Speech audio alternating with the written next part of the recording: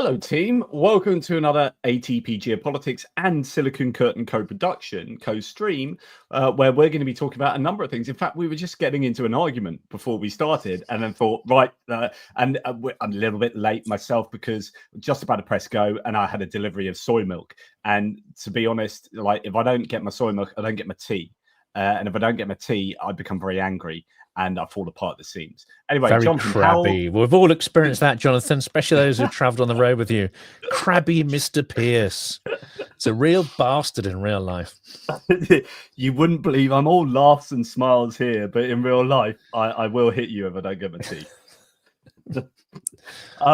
Mate, so much going on at the moment. We're going to obviously talk a lot about the peace and negotiations, but I just want to, and I know you don't know anything about this, but I just want to highlight what's going on in Russia right now. And I think the Ukrainians have been taking my advice. I have long been saying this should be a distance munition war where Ukraine are hitting Russia consistently with missiles and drones at distance, and therefore not losing their troops in so doing, but also hitting incredibly important targets. And I keep saying there's nothing more important than Shahid manufacturing facilities. And one of the big ones is in Yilabooga that was struck, I don't know, maybe a year and a half ago. They sent some big sort of almost aeroplane type drones that didn't quite hit the target. And that happened.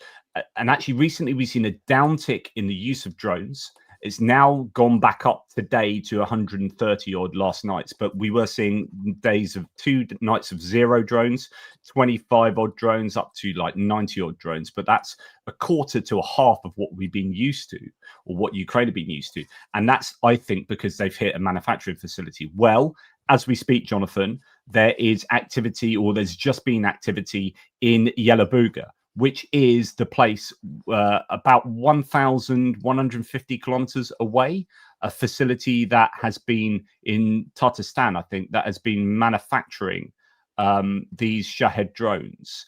And we are hearing that almost the first time it's happened at such a distance, but first you drop 250 kilograms, and then you send a carrier with payload on the target. Whoever came up with it and implemented it, big respect, says this butchered statement there. So Nikolaevsky Vanyok writes that Yilabooga was attacked with 6 drones with 250 kilograms of payload. 1 was shot down, 5 hit the target, the Shahid plant, which is 1,700 kilometers, actually, this one says, from the border. We've got images of the drones, which are very slow flying and low flying. 1 was hit there, but supposedly all the others were blown, hit the target.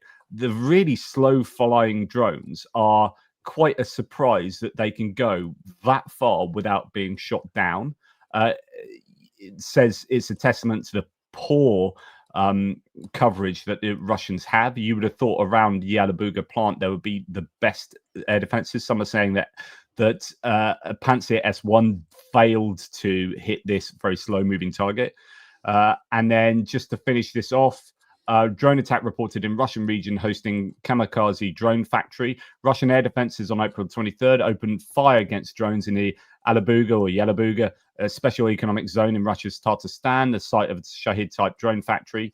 And that's what we have so far. So supposedly 5 have hit, causing explosions there. We don't really have too much battle damage assessment, or BDA as it's known, but I think that's exactly what the Ukrainians have been needing, and it is really good to see that. That, to me, is target number 1 almost for the Ukrainians. Anyway, that's a lot of me talking. So drone factories hit, Jonathan, potentially going to affect the ability for the Russians, who at the moment are getting more drones through Ukrainian air defenses than ever before. The interception rates have dropped as the tactics that the Russians are using have improved. The payloads on the drones have got better, and they are more resistant to electronic warfare. So all of this means that you have to hit the drones at the manufacturing facility, in my opinion. And they've listened to me and done it. That makes absolute sense. And I expect that the Ukrainians have been holding off as well. Not so much in deference, but clearly you've got Trump's deal, Trump's dumb peace deal. Now we know the details of that. We'll come to that in a minute. But out of deference, the Ukrainians were probably holding off from striking energy facilities and striking these manufacturing facilities, because they don't want to create a big story that makes them, I won't say, no, that's the wrong phrasing. I better say men looks the bad guys. Ukraine can never be the bad guys, but it would allow some Trump-compliant media to frame it that way. It would allow Vance and MAGA propagandists to position it that way. Look at Ukraine, they don't really want peace, blah, blah, blah. So I think they've had this hiatus for several months. That doesn't necessarily mean that Ukraine hasn't had the capability. In fact, it's likely that these capabilities have been accruing in the background. And one would have thought a list of targets as well. So this is absolutely crucial. I mean, we suspect that, various sort of foreign workers are drafted into these factories as well, potentially used as sort of semi-slave labor. That's a whole other sort of story there. But as you say, they're absolutely critical facilities to hit, but also energy. Throw this back at you. Will we see strikes against Russian energy infrastructure, which really hit a high back in sort of December, in the last months of the Biden administration? But again, I suspect that Ukraine has been keeping its powder dry. We might now see a massive targeting of Russian oil and energy pipeline infrastructure. Yeah, well, interesting that you mention the people working at these facilities possibly being immigrant workers. We understand that the Yilabooga facility is one where they've taken African ladies, particularly African women, particularly, sorry, and also it's at the site of a college, I think. So its initial workforce was like 17-year-old. Oh, we're going to get you work experience, essentially working in a sweatshop. And then they brought in African people to work there as well. And in fact, that first attack on Yilabooga, back whenever it was, I think the drone hit between the dormitory and another building, and it just kind of landed, ending up doing no damage at all. But the latest imagery there seems to be pretty effective. Well, there's certainly some explosions and fire taking place. So fingers crossed that would be good. Have a good effect, because those drones, those Shahed drones, as I was saying, are a bit of a nightmare. They're consistently causing mayhem in Ukraine, and I think they're probably hitting an awful lot of targets that we're not hearing about that are genuine military targets as well. I personally think that a number of air defense systems have been brought down. In fact, that's I think possibly why Odessa's been hammered with renewed vigor by the Russians over the last couple of nights. So I think that it's really important to take out these drone factories. Somebody asked, Tom MPS says, Jonathan, are modern air defense just not effective against drones in general? No, they're effective, but you don't want to be using massively expensive Patriot interceptors to take out these. It's a unit cost problem, isn't it? I mean, if you've got an interceptor drone that costs hundreds and potentially hundreds of thousands of dollars, millions of dollars, taking out something which maybe costs a couple of thousand to produce, it's just not, it's not sustainable. But this has to be a perfect storm, isn't it? I mean, one, you've got an increase in Shahed volume from the Russians. They've also got refined techniques.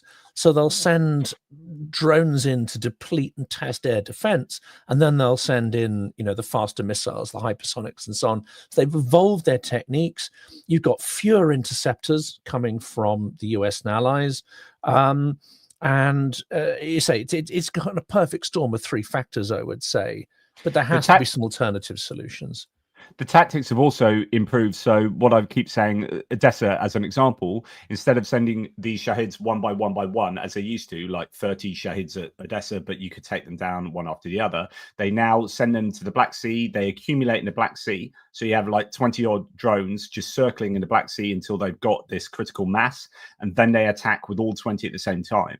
And then they're using multiple heights. So some will be coming in low, some are very high, and then they can do these terminal dives. There were 12 or 13 drones that hit Kharkiv yesterday in the daytime, in the middle of the day.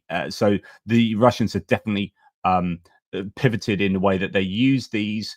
But also, are air defense effective? I mean, yes, but how well covered is Russia. Russia's such a massive country. It amazes me that you can, some people saying it's 1,300 kilometers, whatever the distance is. You're traveling with very slow moving aeroplane-like drones that are potentially very easy to hit. And yet 1,300 kilometers later, 6 of them have reached a drone facility. So the Russian, I always use the analogy of a blanket that's not big enough for the bed. You pull it to one corner, it exposes another corner. You pull it to that corner, it exposes somewhere else. And that's the Russian air defense in Russia. Where they're going to put the not enough air defense units, and as soon as they put them somewhere over here, then you pull it, you start attacking over there. So then you have to pull the blanket over to there, it exposes over here. And I think that's the issue. They're just, yeah, Panzer S1s can shoot those things down probably quite easily, but are there enough of them? And B, are they well positioned? And C, are they well maintained?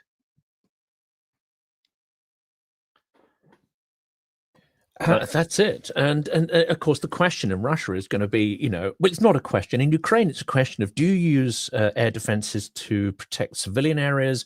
Do you use air defenses to protect military objectives? And during the ammunition famine last year, Ukraine made the very difficult decision to position some of those air defense systems to protect military objectives, increasing the risk of civilians. Well, that's a choice no one wants to make, but probably strategically is the better choice. Using those systems to try and shoot down not just Russian air defense missiles, but also planes and so on, to try and keep the skies relatively free of Russian aviation.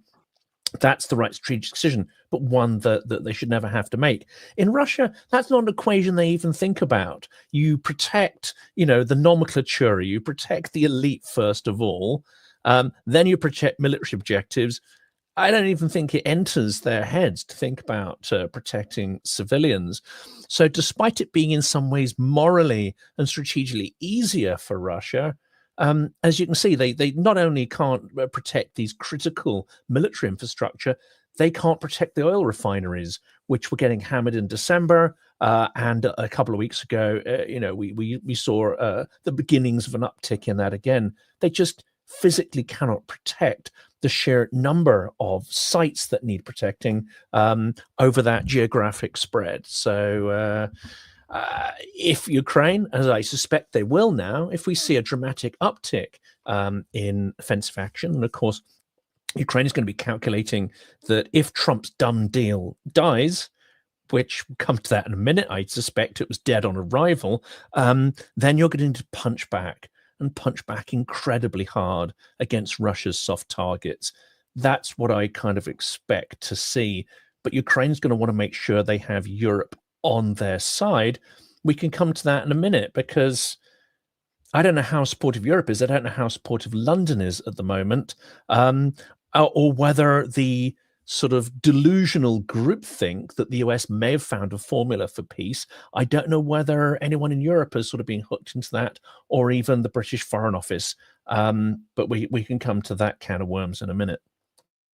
Yeah, it looks like you've got a bit of a troll on your live stream, by the way. So I don't know if you have mods at all, but they might want to take care of Akin Vala, who's I have me. I don't have a team or mods, but I can try and deal with put him that, in timeout or something. He's just being annoying and just splurging absolute nonsense. But anyway, yeah. So I guess then the time is to come on to talk about the peace negotiations. And I'm sorry to repeat myself to my audience that I've spoken to already about this, but the evolution of this came with like the Financial Times and Washington Post reporting on how the US or Putin had actually proposed, supposedly to Witkoff, that the freezer lines, Ukraine can keep the 4 regions, areas of the 4 oblasts that the Russians have not yet taken control of. So Donetsk, Luhansk, Zaporizhia and Kherson, the bits that the Ukrainians still control, they can keep them. Russians will keep everywhere else de facto, and de jure take control of Crimea. So it would be a legally binding agreement that Crimea would be Russian, and then no NATO, smaller forces, all that kind of stuff. Oh, I'm not sure the smaller forces were part of it, but anyway, basically Russia dictated to the US through Witkoff exactly what they want. The US then put that together as a peace plan. That then gets kind of leaked, and everyone finds out about this over the last couple of days. And then Zelensky very clearly says this is unconstitutional. We can't give away Crimea. What are you talking about? This is absolute nonsense. I'm paraphrasing, obviously. And then Marco Rubio and Steve Witkoff realized that actually the red lines are there and Ukraine is serious about them. So there's no point going to London to do these talks because they would get nowhere and it would look like Marco Rubio and Steve Witkoff were weak and unable to convince the Ukrainians. So then they pull out, then the European foreign ministers pull out, and it just becomes a lower delegation meeting with the Ukrainian delegation in London. This is because, so you got two options. Either the US are so naive that they didn't realize that Zelensky and Ukraine had been saying that all along, or they knew that Ukraine had been saying that all along and are just wanting Ukraine to look intransigent and therefore blame Ukraine for the breakdown of peace negotiations and punish Ukraine accordingly in line with Russia. Take your pick. Well, so I would go for that one. I mean, I've been saying that for a while. We've been discussing that for a while, that Trump wants peace, not for what it could bring Ukraine. Ukraine, for him, I think, is a barrier. It's a block. It's a block to his own self-aggrandizement and whatever he sees as the potential rewards for bringing peace, Nobel Peace Prize, all that kind of stuff, and the kudos with his base. But also Ukraine is a barrier to all these supposed deals. Now, it's been a key part of Russia's negotiating strategy to use the carrot of various deals with Russia, trade deals and opening up sort of trade, ignoring the reality that the US had very little trade with Russia prior to the war, and even less during it. Russia is not a key trading partner of the US, and a lot of the deals they're talking about are just hot air and hogwash, frankly, but they seem to have got Trump's attention, like some sort of shiny, worthless objects. They've attracted his raven-like brain. And Ukraine is a barrier, is an impediment to getting this done and making these riches. I kind of rather suspect that maybe he also thinks all these mineral deals and stuff are sort of nonsense, but actually using his crypto scheme, actually using his various methods, he sees opportunities for personal enrichment. And that probably is the case. Trump Tower, Moscow, blah, blah, blah. I mean, there are ways in which he could probably massively benefit from gifting Russia a sort of peace. That ignores the fact that Putin really doesn't seem to want peace. He may be forced to that because of the state of the Russian economy, but I'm still not getting these vibes that he's relinquished his maximalist goals, which is to erase Ukraine from the map. This process seemed dead on arrival. Maybe it's a moot point how conscious the US was about that. They may well have figured that either they figure that Ukraine has no agency and will do what it's told and give in. I mean, that's possible because they clearly don't understand Ukrainian mindset, Ukrainian history, anything that's happened in the last 3 years. It's as if, tabula rasa, they have no idea of what's gone on. They may not actually care. They may also have counted on the probability that Ukraine would turn this down, and they don't actually give a damn about that because they're intent on restarting these relations with Russia, come what may. And if they can turn around and you accuse Ukraine of being the intransigent party, then for them, all the better. I think both Russia and the US are at least functionally colluding. So there's collusion here in any meaningful sense.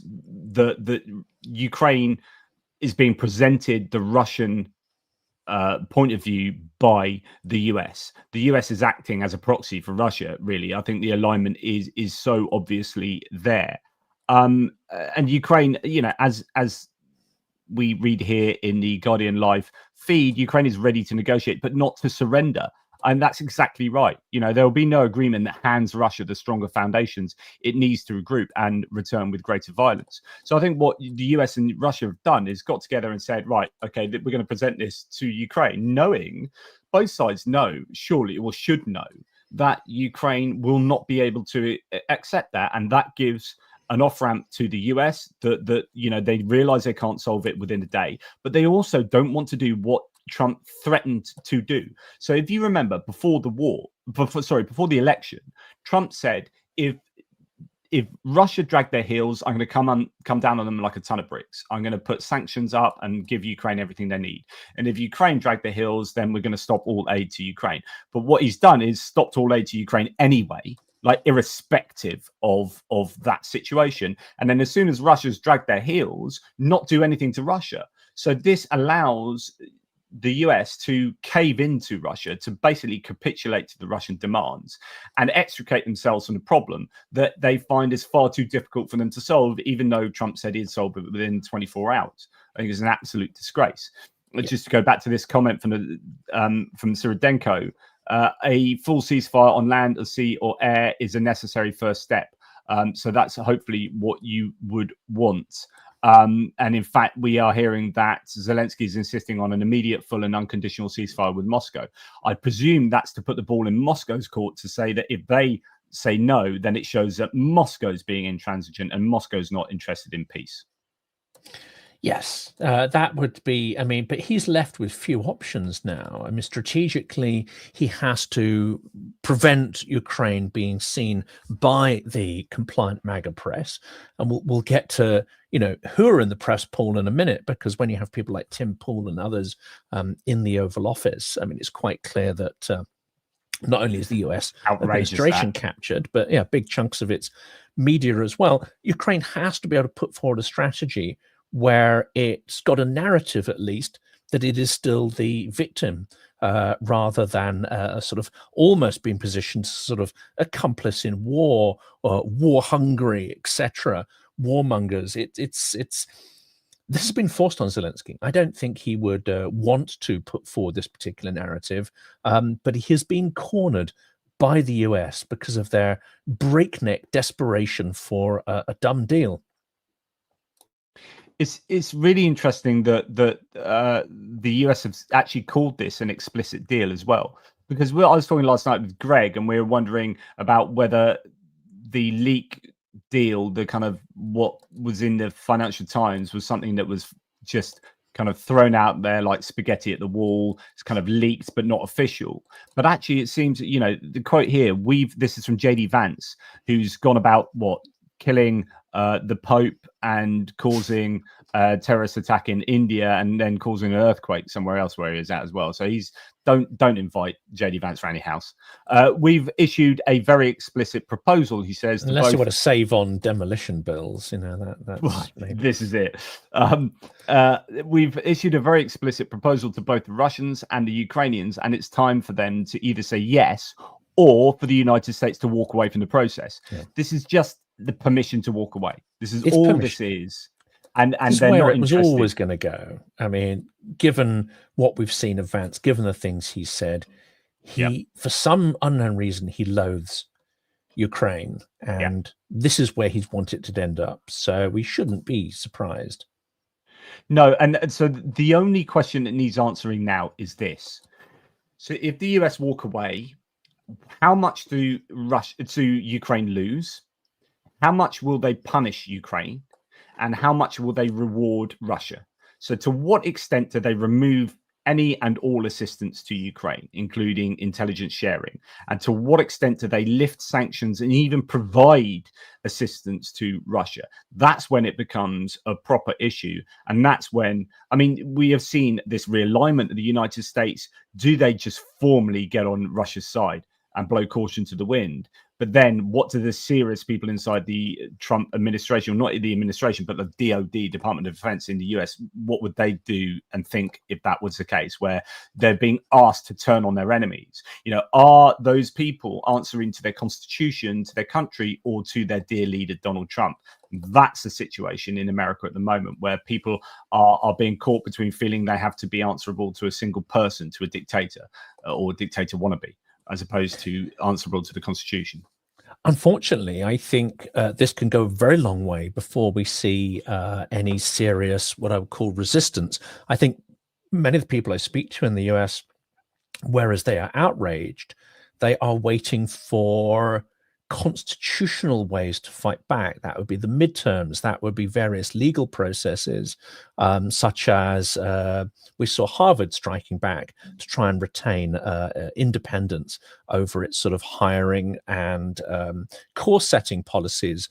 So I think people are waiting for the Constitution to do something, if that doesn't sound absurd. They are not organizing in terms of a mass resistance. So I don't think we'll see an American Maidan, not anytime soon, until Trump clearly, wants to go for a third term, potentially even, or if his what now seems certainly a recession on the way, triggered entirely by him. I mean, recessions happen in a cyclical way anyway. So, of course, you wait long enough, a recession turns up.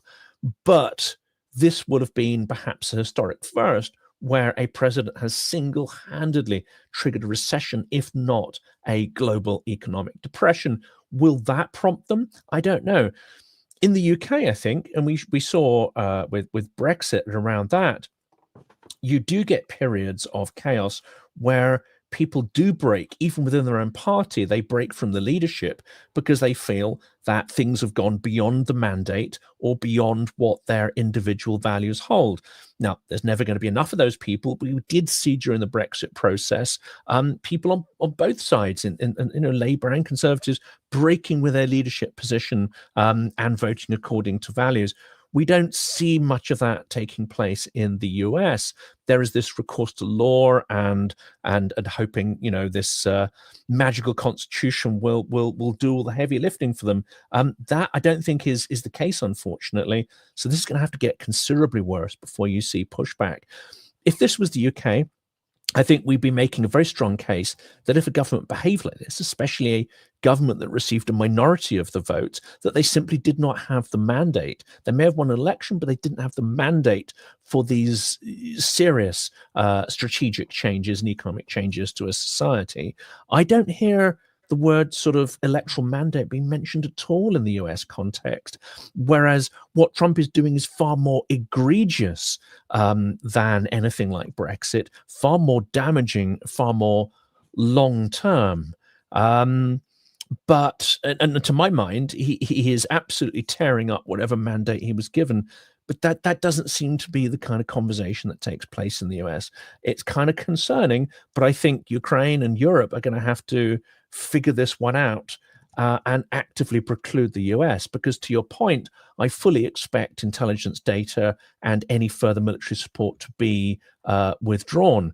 Whether they interrupt the supply of equipment approved by Biden or not, as they've already tried to do, I'm not sure whether they'll bother with that one, but certainly no new aid, and potentially they will be cutting everything off. And of course, I mean, you know more about this than I do, but this targeting data provided by the US has been incredibly important in giving Ukraine the edge. I was listening to Anthony Scaramucci yesterday talk about, he's very much involved in markets and knows lots of CEOs, and said there are loads of CEOs that are super, super close to calling out Trump publicly. And what happened yesterday is that Trump caved in on tariffs in China. So Trump did a typical capitulation. And so that has saved them having to do that. But he's saying that they were close. So there might be some people who are getting, closer and closer to shouting, being more rebellious about Trump. But yeah, we shall see. One hopes so. I mean, it's already gone quite a long way. I mean, the only thing that's really saved America thus far from actually an entrenched autocracy taking place, because I still feel they are very much in a transitional phase to autocracy, and by no means is it guaranteed to succeed, which is the good news. But it's a transitional autocracy with many, many features, because I've been using my friend ChatGPT to analyze all of the sort of dictatorships and hybrid dictatorships of the last sort of 40 years, and been trying to distinguish between transitional features of autocracy and features of an established autocracy. I don't think they really tick any of the boxes of an established dictatorship at this point. But there are so many transitional features, it's not even funny. But again, apart from people like Anna Applebaum and a few others, I don't see the sort of scale of debate taking place that the situation demands. And yes, CEOs coming out and being a little bit pissy about it. I mean, okay, but we had almost all of the business leaders in the UK. It was a vast majority of them, close to 80% of the UK's business leaders, pronounced that Brexit would be a disaster. And it happened anyway. So, yes, business leaders, that's great. I don't actually expect that to have an awful lot of impact, I'm afraid. Well, no, it has had. I mean, so Trump, he paused the Canadian and Mexican tariffs for 30 days under pressure from business leaders.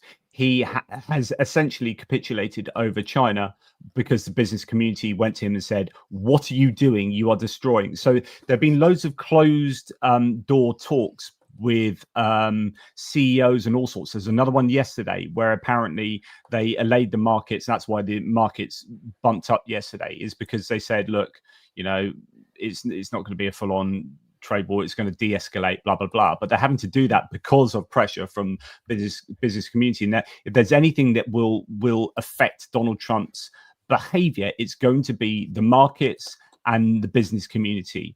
I don't think you're going to affect his behavior on Ukraine. Personally, I think that's now set. Until he's gone, Jonathan, until he's gone, that's all very well. Criticism is all very well, but you're going to get this endless cycle of chaos, endless cycle of flip-flopping between, you know, carrots and sticks, and a position one day and on Wednesday it's rescinded and Thursday it's back. Again, you know, criticism is all very well, but until the wheels are turned for his absolute removal, then unfortunately the destruction continues, irrespective of whether these policies are rescinded. Business is based on consistency and it's based on trust. Whether or not he loses a few battles here or there, we have lost consistency and we are losing trust in the global economy. All these things lead to recession, and in their worst outcomes, they lead to depression. These behaviors, these figures indeed triggered by these behaviors, may already be baked in, because we're talking about, you know, the global economy is an oil tanker. It doesn't sort of flit day by day. We don't get those sort of figures in real time. They emerge over months and quarters of data. His behaviors may already have baked in an absolute disaster. So criticism from individuals, unfortunately, is not going to turn the tide of what may be coming down at us in the coming months. Worth noting this point, though, from his behavior. Are we getting lost in the weeds? Putin has told Trump to separate from Europe. It's happening. So the absolute success of the Kremlin's project has been the decoupling of the United States from Europe. Now, this is kind of aligns to Trump anyway. Trump doesn't like the EU. Trump doesn't like alliances. Trump sees the EU as a competitor and essentially, therefore, as an adversary. And this is kind of what, you know, Trump was all for UK doing Brexit because it would undermine the EU, not because he cared anything about the future for the UK. So for Trump and Putin were completely aligned in both wanting to undermine the EU. That's what they both want, maybe for different reasons, but it's essentially for the same reason. I'm not sure it's different reasons anymore, it's Jonathan. More power for Putin, more power for Trump, or no obstacles for both. No obstacle, that's it. And this is the real reason, because people tend to normalize this by thinking that is, okay, it's not great, but it's sort of standard economic competition. It's absolutely not. The reason Putin wants to deconstruct the EU is because it's a physical, economic, and military barrier. Yes, it doesn't have an army, but it's an organization that generates wealth. It aligns its members with the rule of law, and many of them are part of the, up to now, the most successful military alliance in history. So it is a military and economic and political barrier to the expansion of Russian imperialism. Now, absolutely. Trump and everything Trump does and everything Musk does and all their acolytes is also focused on eroding rule of law, eroding institutions that provide any barrier to that sort of informal exercise of power. And this is, you know, I know all this stuff theoretically, but sometimes you speak to someone who expresses it, and it just, even knowing it theoretically, it suddenly hits you. The reality of it hits you like a lightning bolt. And speaking to Jake Bro 2 days ago was exactly that. He just said, Jonathan, it is the mission of MAGA to interfere in your democracies. Don't think of this as a bug. It is a feature, and they will not stop interfering in your democracies. They will not stop using all the economic and political tools at their disposal, because they want to deconstruct your institutions. They want to replace your politicians with venal, right-wing grifters. They want to degrade you to the point where you can no longer resist that corrupt form of personal business and personal power. In this sense, the motives of Trump are, I'm afraid, very much aligned with the motives of Putin. Yeah, absolutely. Yeah, 100%. And I just want to point out you've got another troll going hell for leather, saying all sorts of thing on your feed. But I just want to bring up I just want to bring up 2 points he makes. Why do you people pretend to help? When can you help for real? And he's saying, you know, go and enlist. Sunshine, from my own personal point of view, he-ho, or should I say Ivan, I've got multiple sclerosis. And I can't go and enlist. But do you know what I do is I have a channel that is 100% dedicated to what is going on in Ukraine. I've been to Ukraine twice. I've fundraised something in the region of, if you think of all the campaigns, something like $250,000. And Jonathan Fink has been to Ukraine a number of times. We are doing things that very, very much support Ukraine and are helping in ways that you far outdoes what you're doing, which is being a troll for Russia and getting paid pittance to sit online and shout at the world. So, you know, I have no problem with Jonathan shutting someone like you down, because you are not what's called a good faith interlocutor. If you're really interested in these ideas, you wouldn't be going about your conversations in the way that you're doing. You are being a troll, and I don't have a problem with shutting trolls down. I think this is, sorry to like derail this, Jonathan, but actually I think it's an important point, because we have these conversations about freedom of speech. But if it's not a good faith interlocutor, it's not freedom of speech. It's like these guys being paid. It's like disinformation. This is paid disinformation to try and upset the apple cart and work on behalf of a state actor. And I, you know, in the same way that I don't allow a Russian tank into my house, I don't allow a Russian soldier into my house, I'm not allowing a Russian voice into my house, into my, you know, domain. And so ATP geopolitics is my place. You know, Silicon Curtain is your place. And if we don't want a Russian bad faith interlocutor around our place, then we'll just, you know, flick them away. And I don't care if he does remove his shoes at the door. He can F off, you know. Yes, but anyway, that was a slight derailment there. But it does actually link in. Let me make a quick link there, because I'm fascinated by your point of view on this. As philosopher, you'll probably have a more refined point of view than I will. But one of the real areas of contention, and this actually is a problem even when talking to people who are extremely pro-Ukraine, there is a freedom of speech argument made in the US that is far more libertarian, far more absolutist than our concept of freedom of speech.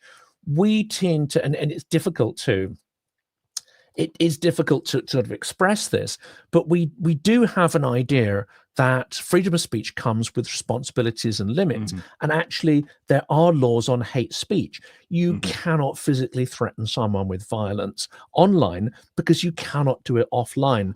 So freedom of speech is not an absolute. In fact, I'd go further and I would say that at some point you have a kind of bell curve of freedom. And as you get towards the sort of absolutist end of it, then actually you will experience declining freedom for the mass or majority of people as the online discourse becomes kind of polluted and only the most toxic voices have their say. But it seems that this sort of nuanced debate isn't there in the US, and that's a problem even when talking with our allies. And to end that point, J.D. Vance clearly seems to want to tie in the UK making trade deals with the US with a removal of our concept of freedom of speech, a deconstruction of that, and adoption of the tech bro libertarian version, which, as far as I'm concerned, I do not think it represents freedom. Paid speech is not free speech. So much to I've done separate whole videos on freedom of speech, like and a philosophical exposition of some of the finer details of what underwrites it, such as conceptual nominalism, the idea that no abstract idea exists objectively, they all exist in our heads. And so therefore, you know, when we talk about the right to do, there are no rights. There are no human rights, right, that exist out there. Like human rights are a mental construct that we have put together. And so when you're talking about the Constitution, there is no such thing as an inalienable right. I know it's written down. I know Americans love to the idea of inalienable rights, but it's funny how they were arguing about inalienable rights and then saying that which should therefore exist for everybody, but then saying that people like Garcia, who's been thrown in El Salvador, is not a recipient of those rights because for some reason, because he's not a US citizen. It's like, well, no, they're inalienable rights. If you're going to argue they exist, then they exist for him as much as they do for a citizen in the UK, the US, as much as they do for a tourist in the US. And so therefore, you know, so what happens is there are all sorts of double standards. We construct these things, and when we agree on them, we write dictionaries, encyclopedias, laws, and then we elect people to enact those laws, and then we have law enforcement to enforce those laws. But essentially, they're only like rights are only as good as how well ensconced within your society and your law enforcement they are, right? Otherwise, it's just a piece of paper or just an idea, right? So they don't exist out there, they exist in here, and our job is to agree on them, and et cetera, et cetera, et cetera. But you're absolutely right. So, you know, there is no freedom of speech is a really problematic concept because in its absolutist form, it is crazy. Like none of us agree that there should be pornography on, well, most of us probably agree that there shouldn't be pornography on terrestrial television at 2 o'clock in the afternoon, so your 5-year-old kid can sit down with your granny and watch like hardcore pornography, right? Or 18 certificated violence or whatever, right? So what we do is we say, okay, there's a time and a place for that, and we don't agree that children can walk into school and just swear and give racial invective at their teacher right throughout the lesson for the entire hour-long lesson. Right. So we say, no, you can't do that. And if you do that, you end up going to detention, and sometimes you can get excluded and blah, blah, blah. So what we do is we regulate speech all the time, but people don't see it as that. But that's what we're doing. We're saying there's a time and a place for all sorts of things. But what happens is the further along that bell curve you get, the more contentious it becomes as to what's acceptable and what's not. And what usually happens is that people really want the freedom to slag off whoever they want to slag off and to be as mean to whoever they want to be as mean to. But when you talked about J.D. Vance, and that's a really interesting example, because he's saying, right, you need to have these libertarian freedom of speech ideals. But of course, that's not what the US is standing for at the moment, because they are just getting embroiled with Harvard as a university, telling them who they can hire, who they can educate, what they educate, etc., etc. In other words, freedom. They like J.D. Vance goes, "Oh, freedom of speech," and then says, "Oh, by the way, universities don't have these freedoms, they don't have those freedoms, and you can't say what you want. And the press, we're going to regulate the press because they're being critical of us." And you've got Donald Trump saying we're going to sue CBS because they were saying what they wanted to say. And then you've got press pool being in the White House being aligned to the White House's own thinking by getting in people that are not critical to the White House. And it's like, so don't give me this freedom of speech stuff, J.D. Vance, and don't try and tell us how we should do our freedom of speech when you are being insanely hypocritical with what's going on in the United States, which is entirely not free. And you're muted, mate. my usual little trick. I'm playing around with the thumbnail and I'm muting myself. But that's a fascinating point, because we had this question. It was the last question in the Q&A at our event on Friday, where we had Edward Christie and Cormac Smith and the eminent Francis Durnley, who was absolutely on form. And the last question was brilliant.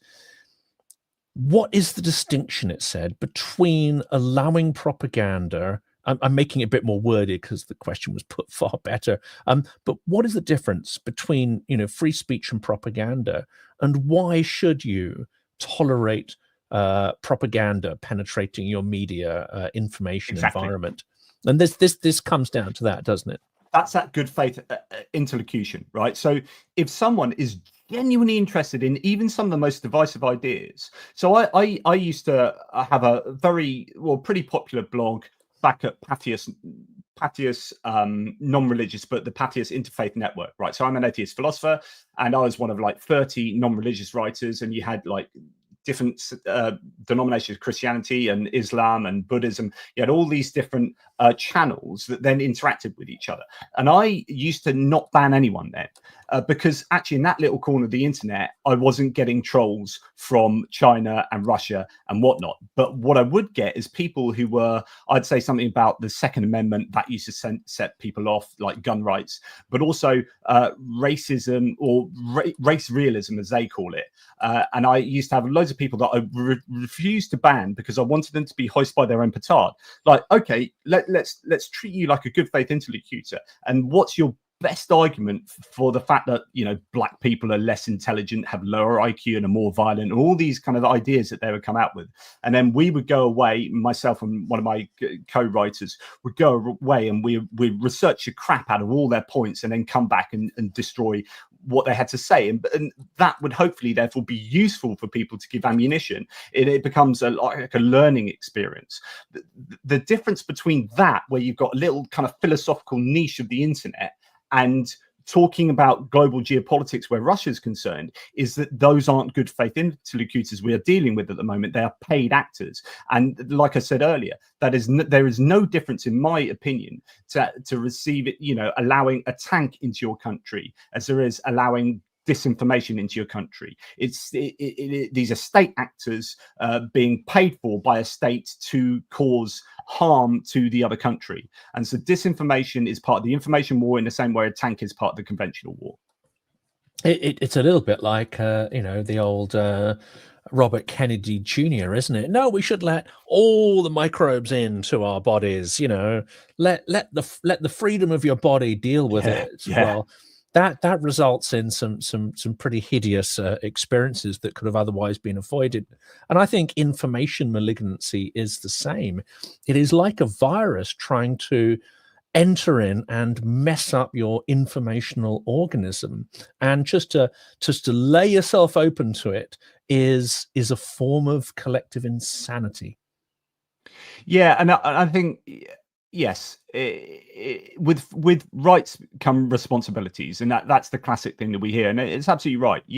I've got the right to do this, but it's a really interesting distinction to be made, because I was remembering someone like, it wasn't Marjorie Taylor Greene, but it was someone similar to that, who was questioned about, was it right to do this? And they answered, I have a right to do this. And saw that as the answer. And it's like, no, there's a difference between what is right, that's a moral question, and a right, which is kind of an ethical, moral, ontological question. But those are two different things. So you can't answer, is it right to do something, with I have a right to do it. Like, I have a right to, I suppose, defecate on my front lawn, right? I'm sure I have a right to do that, probably. Right? Not if anyone's watching, Jonathan. That becomes very legal. Well, no, I don't know that it does. I reckon there probably is a right for me to do that. But is it right for me to do that? No, not really. When you're talking about who my neighbors, neighbors and kids and whatever, they don't want to see me squatting on the front lawn, right? So, like, we need to differentiate rights from what is good and proper. Yeah, what a mental image! Wow. Poor old Doris next door. She's had a hard enough time as it is. She doesn't need to see me defecating on the front lawn. You didn't meet the Pope, did you, in his final hours? Because that would have finished him off the sight of you on outside St. Peter's Basilica taking a giant dump. I've got a right to do this. I think, maybe, I'm not sure. I suspect not. There, I think the Vatican guards would have your head off for that. Yes, absolutely. Let's turn back to what Ukraine is like to do. They've been put into a corner. But if Zelensky was to say, okay, fair enough, we'll let Crimea go. One, that is against the tenets of international law. That is a clear violation of all the principles. You know, if Ukraine was to support that, if Europe was to support they could that, de facto do it. The order is over. They could de facto rather than de jure. But if they were to say, yeah, Ukraine, Crimea is Russia, that is already a dismantling of complete dismantling of the international legal architecture following World War II. It's done. It's kind of over. And if we want to carry on adhering to it, then that's our choice. So I think they are almost certainly going to decline. Zelensky's statements sort of indicate that. We don't know the position of Europe. I hear some rather troubling noises. I mean, the Foreign Office is not always the greatest bastion of strength, and diplomats, I know some fantastic, wonderful, brilliant diplomats who are full of passion and extremely ethical. But I've also been at a lot of events where you hear diplomats, especially some of the more elderly retired ones, saying the most troubling and vacuous things possible. There are some noises that the Foreign Office was perhaps mulling. If Ukraine was up for it, then yeah, maybe we can do that and let Russia have it. I don't know if the truth of that is can be confirmed or what we're going to hear. But if Ukraine comes out and says no, this is a line too far, is the deal completely dead in your view? I mean, they're talking about postponing the peace talks, but ultimately, if the key people don't turn up, and some of the ground, the core tenets of what Trump's proposing in his dumb deal are a non-starter, then where does that go from here? Well, I guess when it comes to your example of a diplomat saying, well, if Ukraine are up for that, then yeah, we could see that happening. I don't have a problem with that per se. As in, I have to. Someone just wrote, Europe is all talk, London talks went nowhere.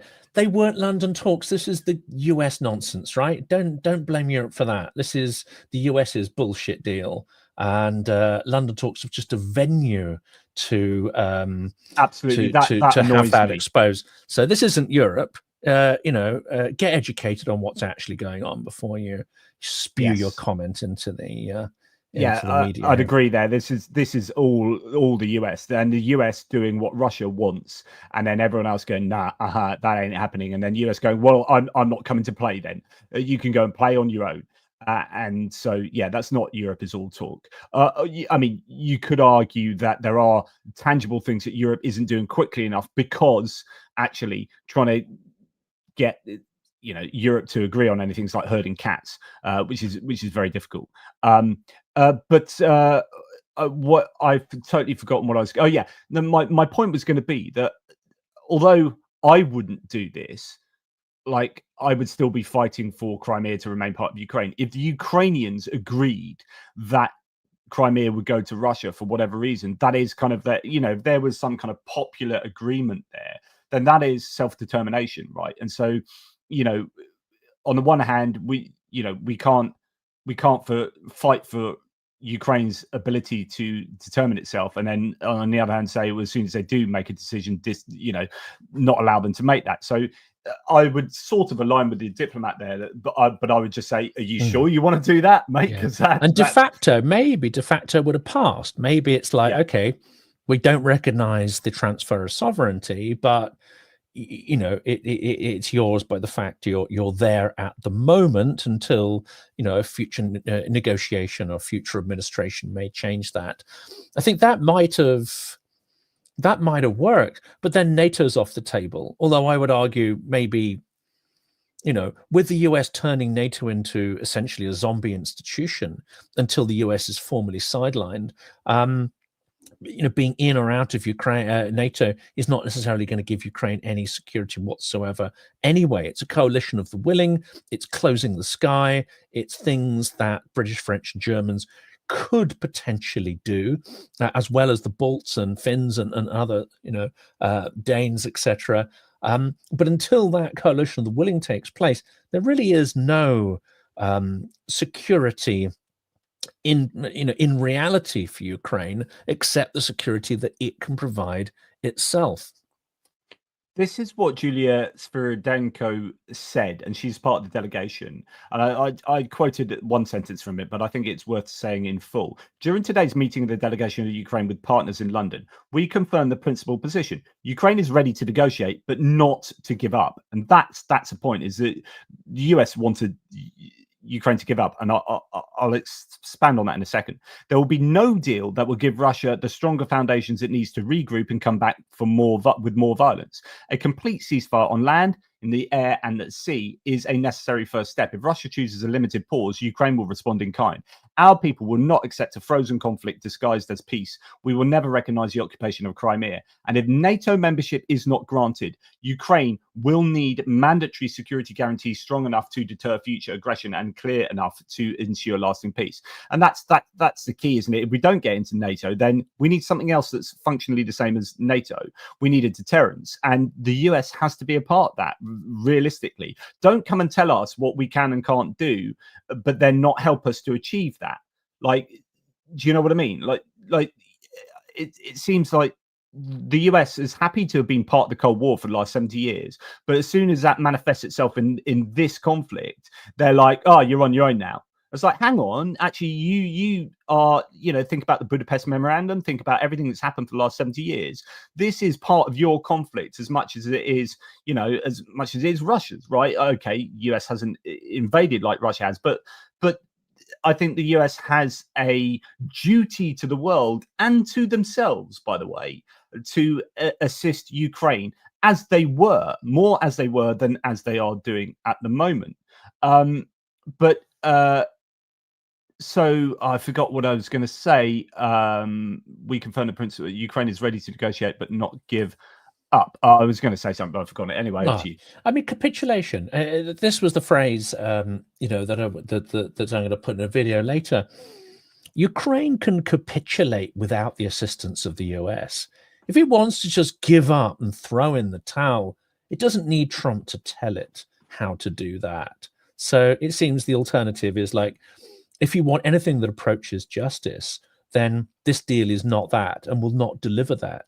Rather, it would deliver a pause, allowing Russia, one, to rearm, two, not to make amends for anything it's done. There's nothing in this deal about the return of the stolen children. There's nothing realistic about reparations for rebuilding Ukraine. There's nothing about security guarantees. There's nothing about keeping Russia outside of the global system of governance to sort of try to contain the threat. No, this agreement will be a fast track for Russia to rearm and come back again. It may not even come back against Ukraine. It may decide that the Baltics are a softer target, or Central Asia, or something else. So this in no way is a deal that will contain the threat that Russia poses either to Ukraine or to anybody else. This is, so I remember what I was going to say. So with regard to that Sviridenko quote, that Ukraine is ready to negotiate but not to give up, Trump appears to have always wanted Ukraine to have given up straight away, because he keeps saying that this he's recently actually accepted that it was kind of Russia's fault for invading, but really it's Zelensky and Biden's fault because they dealt with it horribly. And I'm wondering if it's in this one, but in the meantime, no, it's not this one. It's the one he said after.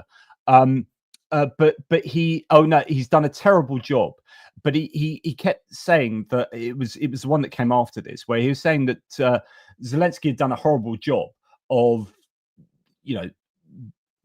I guess, leading the country as soon as it was invaded. Well, what are the other options, right? If he did a horrible job in the very magnificent and heroic way that he stood up for his country and led his country to defend against the invader, what is the other option, Trump? What would you have had him do that wasn't horrible?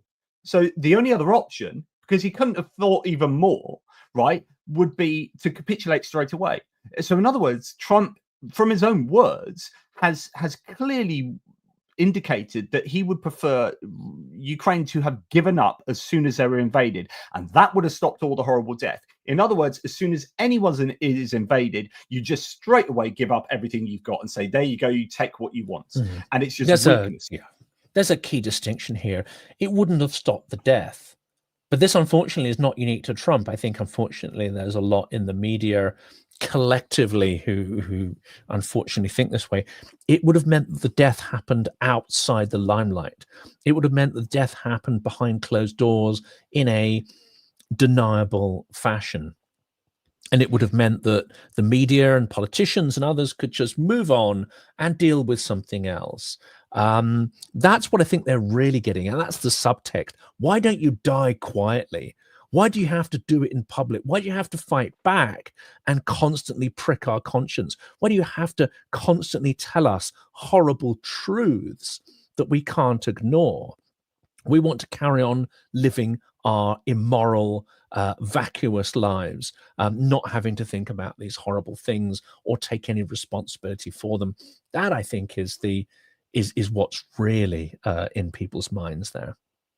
So this is a quote here. President Zelensky and crooked Joe Biden did an absolutely horrible job in allowing this travesty to begin. So, okay, if we're taking this from the beginning of the war, then they allowed it to begin. So actually, maybe it's before the war. There were so many ways of preventing it from ever starting. I'm not sure that he has a right to make that accusation against Zelensky. What did Zelensky do prior to 2022? From 2019 to 2022, that allowed, in fact, that really caused Russia to invade.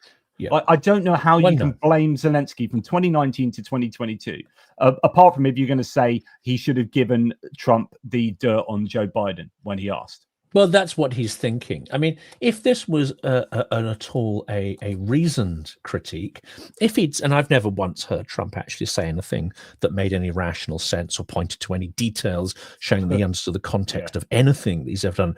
And believe me, I've read almost every scrap that's come out of his big fat orange Cheeto mouth for year after year. He has never said anything that shows he understands history, context, or strategy. If he'd come out and said, Zelensky might have done a lot more to prevent this, i.e. fortifying Kiev, i.e. putting his country on a mobilization footing, i.e. solving some of the endemic problems, such as the sort of Soviet mentality of the leadership. I mean, if he come out and said some specific things, then if he come out and said Biden could have done so much more because, he provided Ukraine only half of what it asked for as a sort of systematic approach. Yeah, well, that I could actually be on board with some of that. There's no detail in here. He doesn't know the detail. He doesn't care about the detail. That's not what he's hinting at. These people are of no financial benefit to me, he thinks, and they don't identify with my team, unlike Maloney and others who get endless praise, apart from the fact they do absolutely nothing practically to help. No, these people aren't on my team and they can't make me money. Bingo, they're enemies. That's all it is. And to add insult to injury as well, you have this situation where the US, we're hearing again today, has disbanded the unit and sacked the person who is compiling all the evidence of Russian war crimes against Ukraine. So it's like, if you weren't sure that the US had aligned themselves with Russia, then that should help you along to thinking that. I mean, what a confluence of events there. Pretty incredible. And they disbanded the Yale unit that was looking into the kidnapped children. Then they brought it back, and for a bit. Only to transfer the data because there was the risk of all that data being lost. And I think it was only under pressure from senators on their own side who were frankly outraged because it would cost almost nothing to allow that. So essentially, to all practical purposes, that unit was shut down and not brought back as a functioning unit, but just revived to get the essential research and data across. They don't care. In fact, they want to cover up crimes, because crimes are embarrassment. Crimes are a reminder that you need to do something moral and strategic to deal with tyrants. But Trump wants to be one. Trump aspires to this. He is Putin's apprentice, not Putin's adversary. So they are now complicit in trying to help Russia cover up the evidence of its crimes. That also means that in the context of this peace deal and anything else that comes out of the Trump administration, they will not be lifting a finger to try and find any culpability for these crimes or pin any kind of restitution on Russia. This is completely outside the envelope for this regime. And I think we need to be realistic about that. If Ukraine wants justice, it's going to have to seek it by itself and with its European allies. Yeah, just going back to the point about capitulating as soon as you're invaded, that appears to be what Trump is advocating. And that's how Zelensky could have managed this better and not done it so horribly. If I announce I'm going to invade the US, I might invade the US next week myself, just on my own. And surely the best thing that Trump can do is just do a capitulate big dump, to me. couldn't you, Jonathan, on the White House just, lawn? That seems to be your MO there. Yeah, I'll do it. I'll do it. And then Trump will just say, well, the best thing obviously is to capitulate straight away and just give me everything I demand, which is the entirety of the US apart from all the debt. And I'll say, look, I this is what I want. And then Trump will go, well, yeah, if I'm not going to be a horrible leader, then I will just give Jonathan M.S. Pierce everything in the United States apart from the debt. So you are just about to be my loyal subjects, America. Watch out. But I will be a benign dictator. Don't worry. It's something I've always dreamed of doing and being. So yeah, there we go. Free compulsory beer for everybody. I think that'll be one of the first things on the statute book.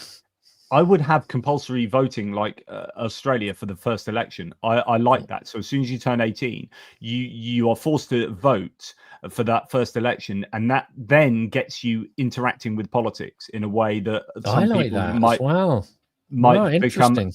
might become apathetic. So a lot of people don't get engaged in politics because they're not kind of forced into it. But if you're actually legally forced to go and vote for that first election, then it gets you starting to go, okay, well, who am I going to vote for? What is this all about? And then you start that process of... I'd go further. I'd say no political funding is possible, but every adult gets a voucher and needs to join a political party. If they like, they can team up with others to found a political party, and then we get proportional representation. But take the money out of it and become a true democracy. Now, that's not going to be particularly popular, but also compulsory voting needs to go. Yes. Anyway, that's going to cause some controversy there, I think, and I know many people that we interact with won't necessarily agree with any of that either. But there's some issues maybe for a different program. I guess we're going to be winding up at around 2 o'clock. We should probably mention the truck campaign, which is still ongoing. I've hit my target. Not sure how that happened because I've been very busy. We haven't done many live streams, but we have actually hit the target by a van. Yes. I'm particularly excited, and I don't know if you know this, Jonathan, but I was languishing down the leaderboard because I spent a week away. You were naughty boy there. Yeah. And then it all started, and I came from behind. And my goodness, I'm now, it doesn't matter where I finish now, as long as it remains this situation, which is above you.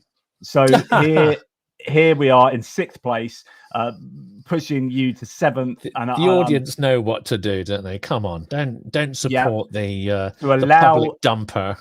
ATB geopolitics to get into. I really want to beat Rick the Ukrainian and Dick Dawson from the Shills. Then I'm happy. You know, it's okay if these guys. I mean, you hear some big hitters up there. Not that these guys. Gorgas is tough to beat there, isn't he? Yeah, but I want to get into that coveted 4th position fourth. Everyone knows that fourth position is what really champions are made of. So that's the anyway. As long as I'm ahead of Jonathan Fink, then the world is a good place, and the universe has aligned itself in the most favourable of ways. Come on, everyone loves an underdog. Let's overtake the Pierce. The key question is: are you up for driving these beauties over again? Now, yes, I would absolutely love to. Qualified, yes. Qualified, yes, but it's just that I'll probably end up. I'm not married to my partner. We've been together since 2007, so how many years that is. But I may be out on my arse if I did that. But I also really want to do that. So yeah, I'll keep that one. Bring her along for the ride. She'll love it. Do you want 2 14-year-old twins involved? No, they will be too irritating. No, definitely not. Yeah, so please, people, can you come and help out? Either go on to the ATP Geopolitics one. It's linked in my description. I'm sure it's linked in Jonathan's as well. atpgeo.com/donate will take you to my page, which is here. If not, follow Jonathan Fink's to his own one. It's the same campaign. We're just each trying to fundraise enough for 2 vehicles. I think that's correct, isn't it? You're doing 1 vehicle. So I've done one, so I've hit my target, but I'd love to, get an extra one. Why not? So yeah. So I've probably foolishly bitten off more than I can chew with 2 vehicles, given that this year's already been exceptionally successful with fundraising. I just want to say thank you to someone. The reason why we overtook Jonathan there is that someone very kindly donated 2,300 euros yesterday. I don't know who it was, and I think that's happened maybe on a couple of these different pages as well, because I think Dick Dawson had similar, and maybe Rick the Ukrainian. So I don't know, it's the same person or different people just being exceptionally kind. But you don't have to, honestly, just $10 or 10 euros, whatever. Anything you can help will be really, really appreciated. Some wonderful donors there on that donor wall, and I'm sure for Jonathan Fink as well. Absolutely, and everything is very gratefully received. And of course, having been on the ground and seen what the guys do with these, and having, as you have as well, having been further east, and then you see these things, near the front, and you see them being used, and you hear stories about what people are, putting up with. You come to appreciate them even more, and the work that the team in Lviv do. I mean, a friend of mine, I won't sort of mention him, but this idea that Russia is after peace, is just an absurdity. In this period when they were supposedly in a state of ceasefire, this guy's vehicle was hit twice by FPV drones. And then a third time, I think.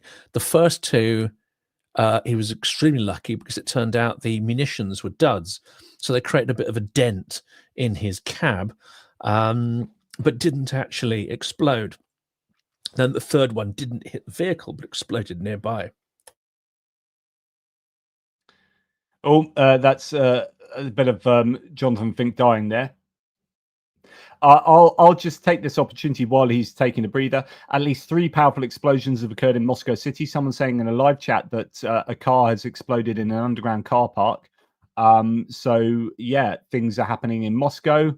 That's dramatic. That could be connected to the war. But yeah, you were saying. Yeah, interesting. It's like Putin's limo blowing up the other day.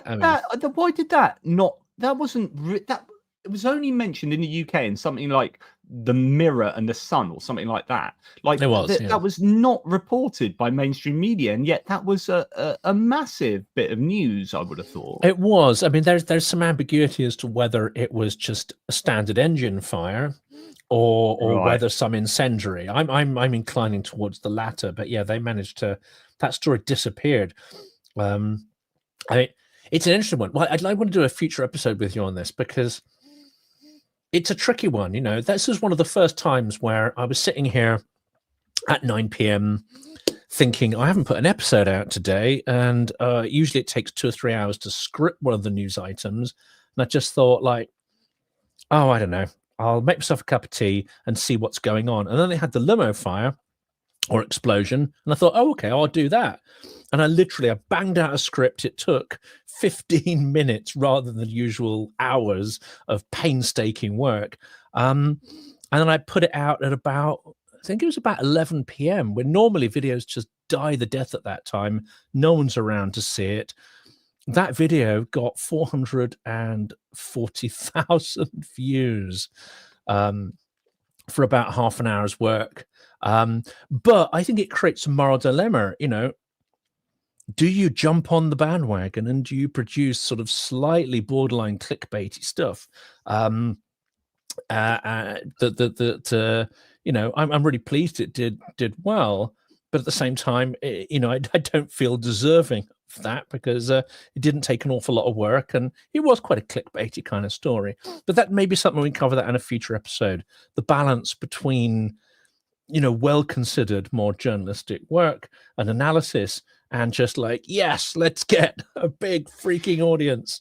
So here's my approach to, and I'm sure my audience will know this, my approach to my YouTube channel is whatever's in my head comes out of my head, and it comes out in whatever way it does and however long it takes. Sometimes it's 10 minutes. If you're lucky, it's 10 minutes. If you're unlucky, like it comes out at all ends that way, you know, based on what we've heard today, Jonathan. Yeah.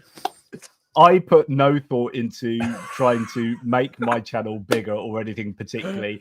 Benny Pie helps me out with some ideas and this and that, but I'm just here for the chats. And so like if there's a break, basically my life revolves around this kind of process, going through my phone and then going, oh my god, oh, that's happened. Oh, sweetheart, is it okay if I do I've just got to do a breaking news. I mean, this has just happened and I can't not talk about that. And she's like, oh, I guess I'll be watching this on my own then. I'll be like, yeah, I won't be long. And then like an hour later, she's asleep. And I'm like, oops. And that's my life. And that's what I do, which is I dump in many ways, Jonathan. and most of it's verbal dumping. There we go. Most of it. But we have that balance, don't we? I mean, I get a lot of calls to do live streams at weekends. And I have to say, you know, I'll do maybe a pre-recorded thing very early in the morning when everyone's fast asleep, or late at night when they've all gone to bed. But I try to keep dinner times completely clear, because let's put it this way: the goodwill is already in short supply, and it risk, you know, burning it up. And then the occasional trip to Ukraine. I mean, that's. Yeah, I'm in the doghouse for weeks after each one of those, so you have to be careful there. Can I just say, most men get criticised for being, you know, not lasting long enough. Me, I'm tantric in my approach to geopolitics. Can I just say? Anyway, just bring it to a conclusion. All right, we want a happy end now. Stop dribbling on. Honestly, had enough. Oh right. God. So deeply inappropriate. So I have to go and have my 68th COVID vaccine, because I had, so people might not know this on the live chats. Most of my older viewers will, people have been with me a long time, my members, there's a video on there talking about this, but I had stem cell therapy for my multiple sclerosis in Moscow back in 2019, right? So I have a debt owed to Russia. I don't think I'd be allowed there again, however, but they absolutely magnificent unit at a hospital in Moscow that does stem cell therapy for multiple sclerosis. I fundraised, went and had that, and it's why I've been on a plateau ever since, right? So I've got progressive multiple sclerosis. My multiple sclerosis, most people's goes up and down. You have remissions and relapses. Mine just gets worse until I die, until I can't move in my bed and then die, right? So I wanted to do the most I could to try and stop that, and stem cell therapy did that.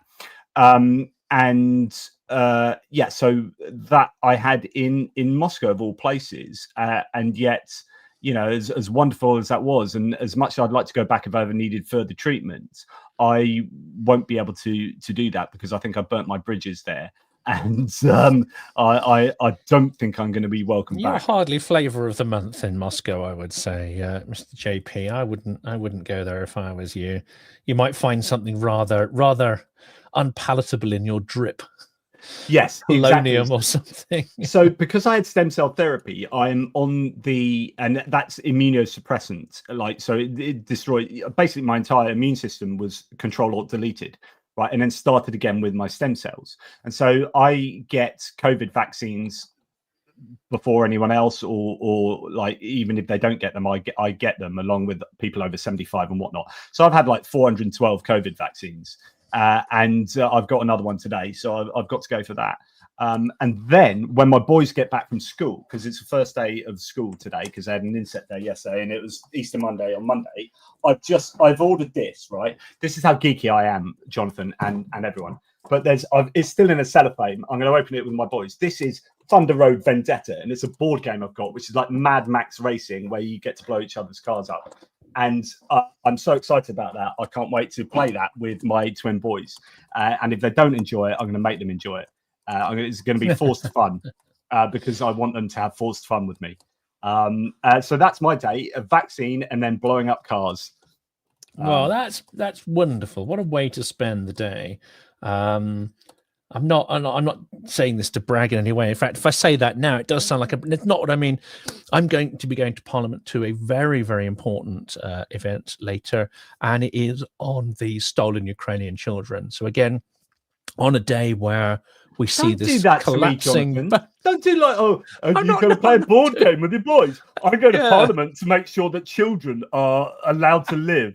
Like, just want to say that you're morally useless, Piers. Yes, look at the moral rectitude. Look at me. No, I mean, I was playing a board game with my boy yesterday on the bank holiday, so I absolutely appreciate why that is an unmissable kind of thing there, especially when he sort of beat me soundly at every single flipping game we played, including chess. But there we go.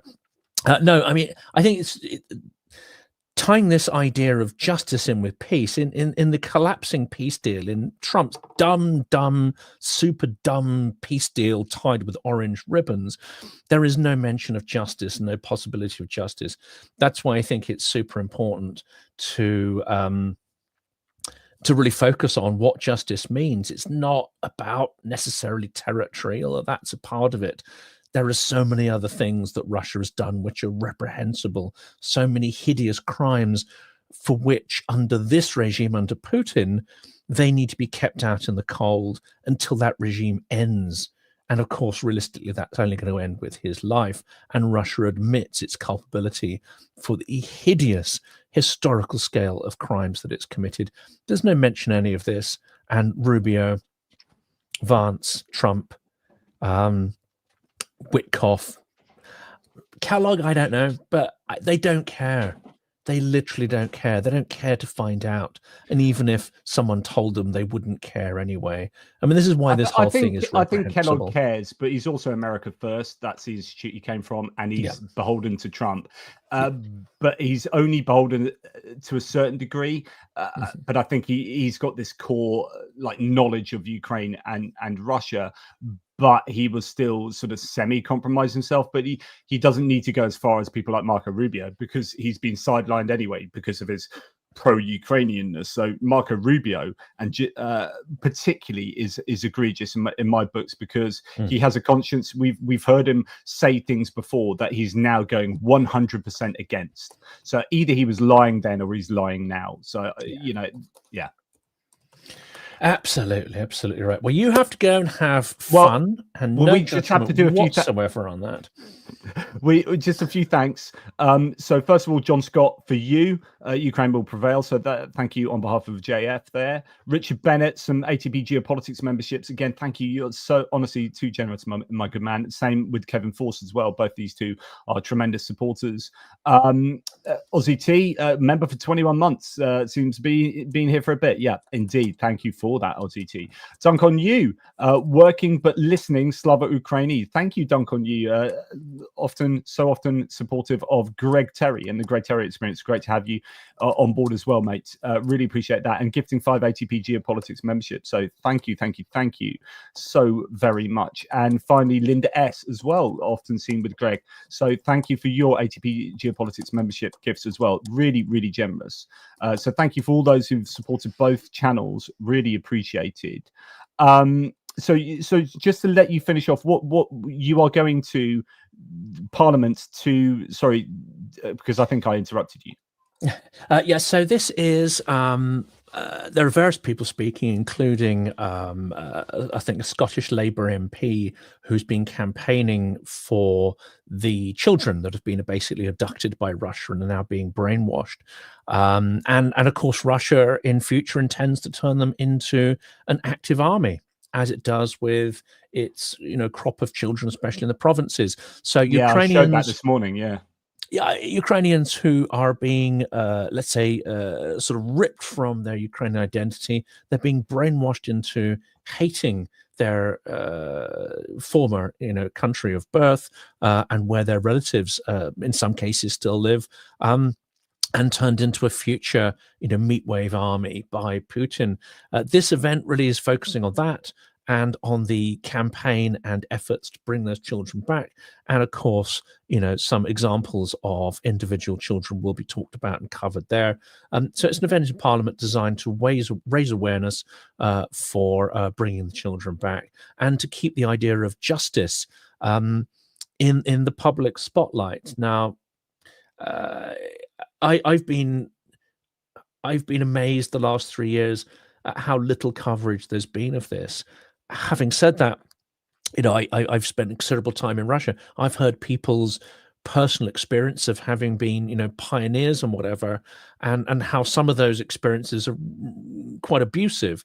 And those who are ethnic Russian who had to go through military training or, dare I say it, even conscripted or did everything they could in the 90s to try and avoid conscription, because essentially it was sort of legalized slavery and an extremely abusive system. So I have a sort of sense of how awful it must be for them. But it just amazes me how little traction this story has got in the Western media. So I'll keep doing episodes on this. I'm going to go to the event and then I'm going to try and interview as many of the people I meet there as possible, the campaigners, activists, and experts, get them on the channel and try and make sure this story still gets some kind of coverage and traction. That's it, really. Yeah, good stuff, and good on you. And that puts paid to people like that troll earlier saying, I don't know whether he's directing those comments at us or people in the chat, but what are you doing? Well, actually, this is what we're doing to try and help, and that's what you're doing, is you're platforming these really important voices and ideas, things that need to be kept in the public consciousness. And so it's really important, the work that you do. So not that you need me to say well done, but good stuff, mate. Thank you, and to you as well. I mean, I enjoy these conversations, and I also think that they're quite important, and just wish that a larger audience would there was a larger audience for it, and that the algorithm wasn't such an arse, because it's very difficult to cut through in the algorithm. We'll sort of talk about that on another occasion. But it needs to be done, and the link between peace and justice needs to be made over and over, because it seems to be dropping through the cracks, unfortunately. Well, Harry Morse, thank you. JP, especially in JF as well. I listen, watch you every single day. You two help fill a void in the news landscape. Thank you both. All caps. I'm from the US, so thank you from the US, Harry Morse. It is particularly good to have you on board. Well, look, buddy, great to chat. Great to have all the wonderful people, the supporters of these channels and Ukraine in the live chat interacting. Thank you very much. Final words, mate, at all? Just support Ukraine, but don't. I mean, many people here are not just supporting Ukraine; they're contributing to these campaigns and so on. But do what you can as well. Reach out to Ukrainians in the community, have conversations, write to your representatives, whatever country you're in, and make known how important the issue of Ukraine is to you. what Jonathan and I said earlier. Strange enough, I mean, we're living in an age where political parties don't really fit with the zeitgeist, and far few people are members of political parties. But I think at this point, it's incumbent on us to get more involved. Even if we think political parties are imperfect, well, join them, change them, add your voice. Don't let the experts or the activists and nutters, dominate the political scene. Get involved, because if you don't, your democracy will slip away. And I think that's the lesson from Ukraine. Be active, be involved, change things. Très bien dit. Et alors, MC, une très bonne conversation. Merci pour vos efforts. Merci bien pour ça. Okay. Toodle Pips and Slava Ukraini. Horom Slava, Smert Haragam.